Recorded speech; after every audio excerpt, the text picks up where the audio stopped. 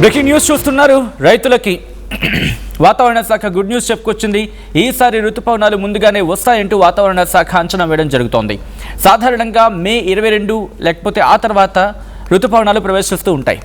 అయితే ఈ నెల 14 నుంచి 16 మధ్య అండమాన్ నికోబార్ దీవులను తాకబోతున్నాయి ఋతుపవనాలు అంటూ భారత వాతావరణ శాఖ అంచనాలున్నాయి. మే 25న నైరుతి ఋతుపవనాలు కేరళను తాకే అవకాశం ఉందంటూ కూడా ఇటు మాట్లాడుకుంటున్న సందర్భం. జూన్ ఫస్ట్ వీక్లో ఏపీ తెలంగాణను తాకబోతున్నాయి నైరుతి ఋతుపవనాలు. నైరుతి ఋతుపవనాల రాకతో ముందుగానే వర్షాలు వచ్చే అవకాశం కనిపిస్తోంది. అయితే ముందస్తు వర్షాలతో ఖరీఫ్ సాగు ముందుగానే ప్రారంభించే అవకాశం ఉంది అనే మాట వినిపిస్తోంది. నైరుతి రాకతో ఎండల తీవ్రత తగ్గే అవకాశం ఉంది. ఈ ఏడాది దేశవ్యాప్తంగా సాధారణం కంటే ఎక్కువ వర్షాలు కురుస్తాయంటూ వాతావరణ శాఖ అంచనాలు వేయడం జరుగుతోంది. గత కొద్ది రోజులుగా చూసుకుంటే ఎల్నినో ఎఫెక్ట్ కారణంగా వర్షాల మీద ఇంపాక్ట్ ఉండొచ్చు, ఎండల తీవ్రత పెరగచ్చు అని చెప్పి అంచనాలు కొంచెం ఎక్కువగానే ఉన్నాయనుకోవాలి. బట్ ఇప్పుడు ఋతుపవనాలకు సంబంధించి ఋతుపవనాల రాక ఎక్కడ ఆలస్యం అవుతుందని చెప్పి భయపడ్డారు చాలామంది. ఈ ఏడాది రెండు తెలుగు రాష్ట్రాల్లోనే కాదు, యావత్ భారతదేశంలో కూడా ఎండల తీవ్రత ఎక్కువగా ఉంది. ఏకంగా తెలుగు రాష్ట్రాలకు వస్తే గరిష్టంగా 46 డిగ్రీలు కొన్ని సందర్భాల్లో అది క్రాస్ అయిపోతుంది. దాదాపుగా 46 డిగ్రీల వరకు కూడా టచ్ అయిపోతుందా అనే ఇంతలా వాతావరణం మారిపోయింది. రాత్రిపూట కనీసం మేడకి పడుకోవాలన్నా కూడా ఎక్కడా కూడా ఊపిరి ఆడనివ్వటం లేదు. అటువంటి పరిస్థితి. ఒక పక్క గుబురెండ, ఇంకో పక్క హీట్ వేవ్స్ గురించి మాట్లాడుకుంటున్నారు, వడగల్పులు. ఇది మన తెలుగు రాష్ట్రాల పరిస్థితి. మరి ఈ నేపథ్యంలో హైదరాబాద్లో ఎటువంటి సిచ్యువేషన్ ఉంది? ఇన్ఫ్యాక్ట్ ఇప్పటికీ హైదరాబాద్లో కూడా గత 2 రోజులుగా చూసుకుంటే ఉక్కబోత ఎక్కువైపోయింది. ఇన్నాళ్ళు వేడి అనుకుంటే ఇప్పుడు ఉక్కబోతు కూడా పెరిగిపోయింది. ఎందుకు ఇలా ఉంది వాతావరణం అండ్ వాతావరణ శాఖ అంచనాలు ఏంటి? అట్ ద సేమ్ టైం ఋతుపవనాల రాకతో ఎటువంటి పరిస్థితులు ఏర్పడే అవకాశం ఉంది? ఒక్కసారి దీనికి సంబంధించి కొంచెం డీటెయిల్గా మాట్లాడుకునే ప్రయత్నం చేద్దాం. ఎందుకంటే గత ఋతుపవనాల గురించి కూడా ఈ సందర్భంలో మాట్లాడుకునే క్రమం. ఎందుకంటే 2025 ఆ టైంలో 2025లో ఋతుపవనాలు దాదాపుగా మనకి ఐ థింక్ మే 22 యాక్చువల్గా అయితే మనకి ఋతుపవనాలు ప్రవేశించాల్సిన సందర్భం, లేకపోతే టైం యాక్చువల్గా ఏంటంటే మే 22కి భారత వాతావరణ శాఖ అంచనాల ప్రకారం నైరుతి ఋతుపవనాలు అండమాన్ నికోబార్ దీవుల్ని తాకాలి. కానీ లాస్ట్ టైం అయితే ఏకంగా దాదాపుగా 10 రోజుల ముందు, అటు ఇటుగా 10 రోజుల ముందు మే 13 నుంచి 14 మధ్య నైరుతి ఋతుపవనాలు అండమాన్ నికోబార్ దీవుల్ని తాకాయి.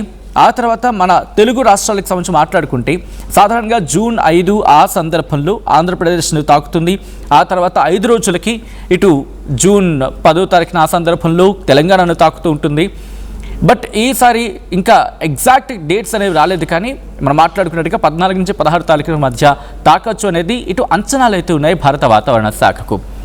అండ్ అలాగే కేరళ తీరాన్ని బహుశా 14 నుంచి 16 అనుకుంటే, అంటే సాధారణంగా 22వ తారీఖుని తాకుతూ ఉంటాయి.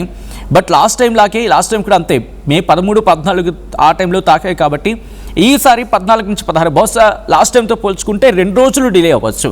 అండ్ సాధారణతో పోల్చుకుంటే కనుక ఒక 10 రోజులు అడ్వాన్స్డ్, అంటే జూన్ 5 అనుకుందాం మన ఆంధ్రప్రదేశ్ తీరాన్ని తాకేది, లేకపోతే జూన్ 10వ తారీఖున సాధారణంగా నార్మల్గా తీరాన్ని తాకాల్సిన సందర్భం.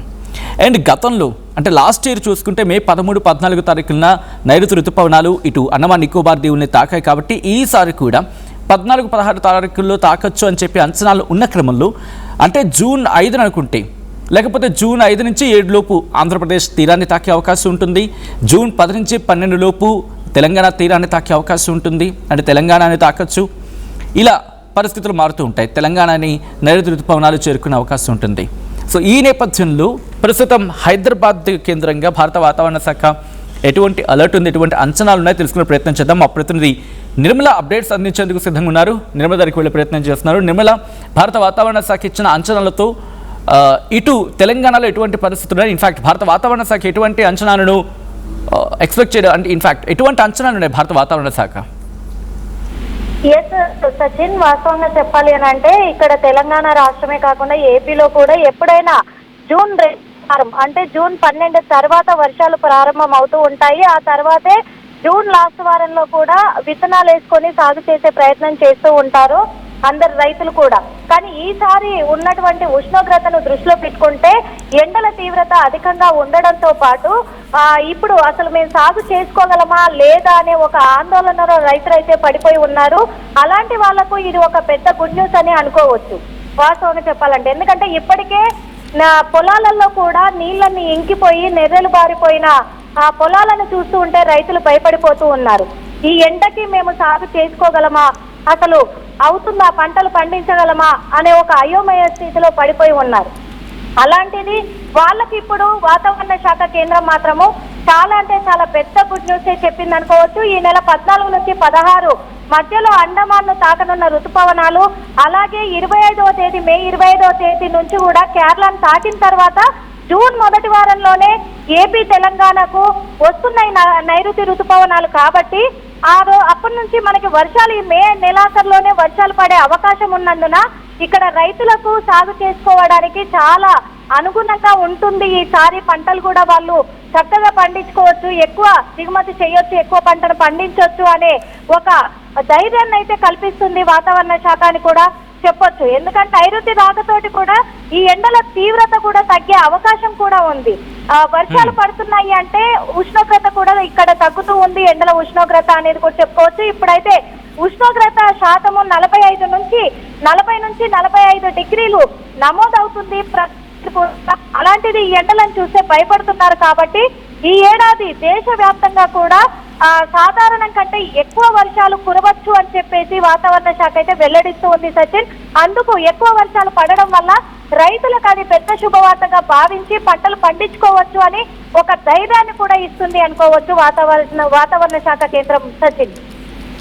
All right, thanks for the details Nirmala. And అది హైదరాబాద్కి సంబంధించి మనం ముఖ్యంగా తెలంగాణ సెంట్రిక్గా హైదరాబాద్ కేంద్రంగా భారత వాతావరణ శాఖ అంచనాలకు సంబంధించి కూడా. అండ్ ఒకసారి విశాఖపట్నం వెళ్ళే ప్రయత్నం చేద్దాం. అండ్ విశాఖపట్నం సెంట్రిక్గా ఆంధ్రప్రదేశ్కి అఫ్కోర్స్ అమరావతి కేంద్రంగా ఉంది, బట్ విశాఖ సెంటర్ నుంచి కూడా భారత వాతావరణ శాఖ సమాచారం అందిస్తూ ఉంటుంది. కాబట్టి విశాఖపట్నం వెళ్ళే ప్రయత్నం చేద్దాం. అండ్ ఈసారి ఎటువంటి ఎక్స్పెక్టేషన్స్ ఉన్నాయి, ఎంతవరకు వర్షాలు పడే అవకాశం ఉందని చెప్పి భారత వాతావరణ శాఖ అంచనాలు ఉన్నాయి? ఎందుకంటే గత 2-3 వారాలుగా చూసుకుంటే ఎక్స్పెక్టేషన్స్ చాలా తక్కువేమో, భారీ వర్షాలు ఏమో పడవేమో, రైతులు ఇబ్బంది పడాలేమో అనుకునే పరిస్థితికి వెళ్ళిపోయింది. అటువంటి వాతావరణం దాదాపు 40, 42, 45, 46, 47 హాఫ్ సెంచరీ కూడా దాటేస్తుందేమో అనుకున్నంత భయం లాంటి పరిస్థితి ఏర్పడుతుంది. అండ్ ఈ క్రమంలో ఇటు భారత వాతావరణ శాఖ విశాఖపట్నం కేంద్రంగా ఏం చెబుతోంది, డీటెయిల్ ఇన్ఫర్మేషన్ తెలుసుకుందాం. మా ప్రతినిధి రామచంద్రరావు అప్డేట్స్ అందించేందుకు సిద్ధంగా ఉన్నారు. రామచంద్రరావు, ఏముంటుంది భారత వాతావరణ శాఖ విశాఖపట్నం కేంద్రంగా? ఎటువంటి వర్షపాతం నమోదే అవకాశం ఉంది? ఈసారి సాధారణంగానే ఉంటాయా వర్షపాతం? సచిన్, ఇప్పటికే మన నిర్మల చెప్పినట్టు వాతావరణం ఒక భిన్న పరిస్థితి నెలకొంటుంది. ఒక రకంగా ఒక చల్లని కబురు, ఒక తీపి కబురు. ఇటు ఏదైతే ఎండ తీవ్రతతో ఇబ్బంది పడుతున్న 2 తెలుగు రాష్ట్రాలకి భారత వాతావరణ శాఖ ఈ నెల విడుదల చేసిన బులెటిన్ లో చెప్పడం జరిగింది.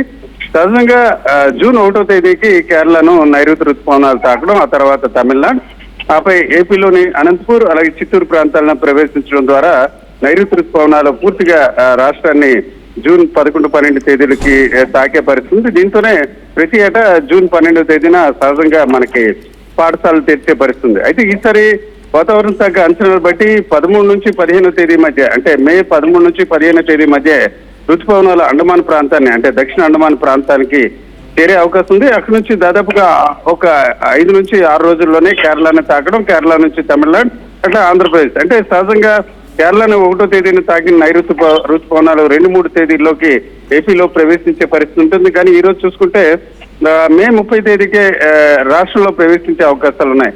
సహజంగా ఒక వారం రోజుల ముందుగానే ఈ నైరుతి ఋతుపవనాలు రాష్ట్రాన్ని తాకే అవకాశాలు ఉన్నాయి. అయితే సచిన్, నైరుతి ఋతుపవనాలు వచ్చిన తర్వాత మాత్రమే కాకుండా ముందస్తుగా ఋతుపవనాల రాకకు ముందస్తుగా కూడా దాని ప్రభావం కనిపిస్తుంది. చాలా ప్రాంతాల్లో చూసుకుంటే వాతావరణం చల్లబడడం, అలాగే తేలికపాటి వర్షాలు కురుస్తాయి. మీరు చెప్పుకోవచ్చు తొలకరి జల్లులుగా ఏదైతే గ్రామీణ ప్రాంత ప్రజలు చెప్పుకుంటారో అలాంటి వర్షాలు కూడా మరొక 5 రోజుల్లో మొదలయ్యే అవకాశం ఉంది. ఇదంతా కూడా ఓవరాల్ గా ఇటు ఆంధ్రప్రదేశ్, తెలంగాణకి సంబంధించి భారత వాతావరణ శాఖ ఇచ్చింది. అట్లాగే ఈ నెల ఇచ్చిన బులెటిన్ లో కూడా మరొక అంశం కూడా స్పష్టంగా ఉంది. భారతదేశ వ్యాప్తంగా కూడా ఈ నెలలో చాలా ప్రాంతాల్లో వర్షాలు కురుస్తాయి. సహజంగా ఈ ఏడాది చూసుకుంటే గరిష్ట ఉష్ణోగ్రతలు చాలా ప్రాంతాల్లో నమోదయ్యాయి. కొన్ని ప్రాంతాల్లో 45 నుంచి 50 డిగ్రీల సెల్సియస్ ఉష్ణోగ్రత కూడా భారతదేశంలో నమోదైన దశలో వాతావరణం ఒక భిన్నంగా మారింది. దీని ప్రభావం వల్ల కూడా చాలా ప్రాంతాల్లో కూడా ఈ మే నెలలో వర్షాలు కురుస్తాయి. అట్లాగే ఈ ఏడాది కూడా సగటు వర్షపాతం ఎక్కువగా నమోదవుతుందని కూడా చెప్పడం జరిగింది. అయితే ఇప్పుడు తాజాగా సచిన్, ఇదంతా కూడా మే నెలకు సంబంధించి తాజాగా ఏపీలో పరిస్థితి మాత్రం ఈ రోజు రేపు ఎల్లుండి కూడా ఒక భిన్నమైన పరిస్థితి ఉంది.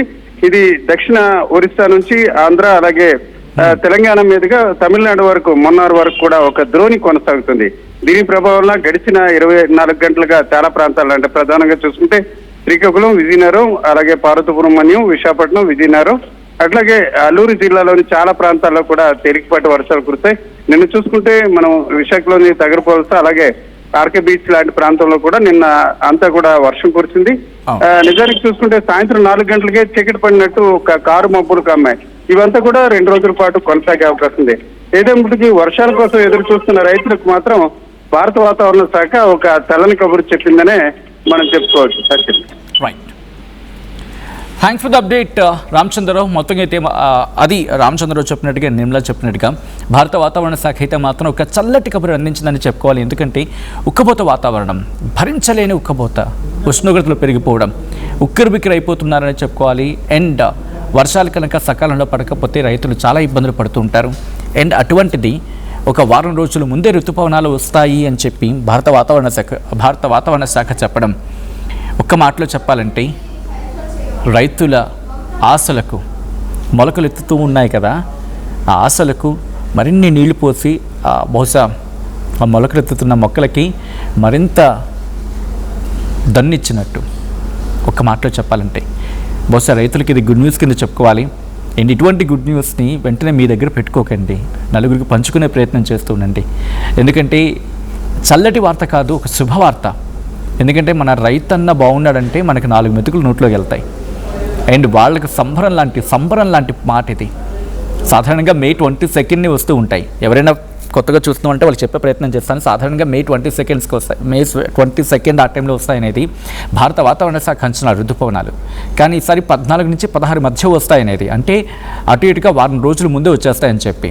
ఇప్పుడు 14 అనుకుంటే అప్పుడు 14, 10, 15 అనుకుందాం ఆన్ యావరేజ్గా, ఒక వారం రోజుల ముందే వచ్చేస్తాయి. కాబట్టి మన రైతన్న సంతోషపడే క్షణాలు అవి ఇంకా. అండ్ అనుకున్నట్టుగా ఋతుపవనాలు రావాలి. అండ్ ఇక్కడ ఒక చిన్న ట్విస్ట్ ఉంది. ఋతుపవనాలు వస్తాయి సరే, మరి లాస్ట్ టైంలో వర్షాలు ఉంటాయని చెప్పి, ఎందుకంటే వాతావరణ పరిస్థితుల దృష్ట్యా ఋతుపవనాలు వచ్చినా ఆ మేరకు వర్షాలు ఉంటాయనేది బిగ్గెస్ట్ క్వశ్చన్ మార్క్. మరి దీని మీద భారత వాతావరణ శాఖ ఎటువంటి క్లారిటీ ఇస్తుంది? ఋతుపవనాలు వస్తాయి సరే, వర్షాలు కురుస్తాయి సరే, బట్ అనుకున్నంత మేర వర్షాలు ఉంటాయా, లేకపోతే ఏదో చినుకుల సందడి చేసేసి వెళ్ళిపోతుందా? లాస్ట్ టైం కూడా మనకు గుర్తుంది కదా, వచ్చింది ఋతుపవనాలు వచ్చాయి, వర్షాలు అనుకున్నాం, వర్షాలు రాలేదు, బట్ వెళ్ళిపోయే లాస్ట్ మూమెంట్లో మాత్రం కుమ్మి వెళ్ళిపోయింది. ఒక్క రకంగా చెప్పంటే దన్నున ఒక పెద్ద ఎత్తున వర్షం పడిపోయి ఓకే మాన్సూన్ అంటే ఇలా ఉంటుంది అని చెప్పి చూపించి వెళ్ళిపోయింది లాస్ట్లో. సో ఈసారి అటువంటి ఎఫెక్ట్లు ఏమి ఉంటాయా, లేకపోతే సాధారణంగా వర్షం పడే అవకాశం ఉంటుందా, లేకపోతే హెచ్చుతగులు ఉంటాయా? భారత వాతావరణ శాఖ నుంచి ఇంకా క్లారిటీ రావాలి, చూద్దాం. అఫీషియల్ స్టేట్మెంట్ కోసం మీరు నేను మనంతా వెయిట్ చేసి చూద్దాం. అఫ్కోర్స్ ఇది భారత వాతావరణ శాఖ అంచనాలు ఎత్తున్నాయి. 14 నుంచి 16 మధ్య భారత వాతావరణ శాఖ అంచనాలు ఏంటంటే ఋతుపవనాలు తాకొచ్చు అని చెప్పి. అండ్ మీరేమనుకుంటున్నారు? కామెంట్ చేసే ప్రయత్నం చేయండి మీ అభిప్రాయాన్ని.